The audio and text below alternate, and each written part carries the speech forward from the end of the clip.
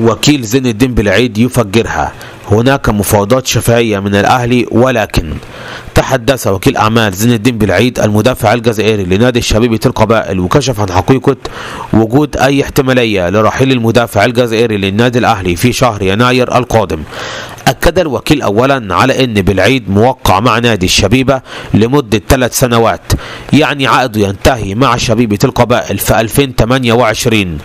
وانه بالفعل حدث جس نبض من بعض الوكلاء المحسوبين على النادي الاهلي، تحدثوا بشكل شفهي لمعرفة رغبة اللاعب هل يرغب في الانتقال للنادي الاهلي في يناير ولا لا،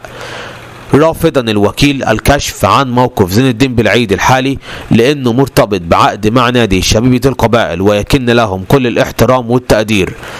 ولكن حتى الآن النادي الأهلي لم يتقدم بأي عرض رسمي للتعاقد مع اللاعب، مؤكدا على أن الأمر يقتصر فقط على أحاديث شفهية من بعض الوكلاء المحسوبين على النادي الأهلي لمعرفة رأي اللاعب في الانضمام للنادي الأهلي في شهر يناير. ولكن الأهلي حتى الآن لم يتحرك أي تحرك رسمي لا تجاه اللاعب ولا تجاه النادي من أجل ضمه في يناير، يعني كل ده مجرد كلام وكلاء مش أكتر.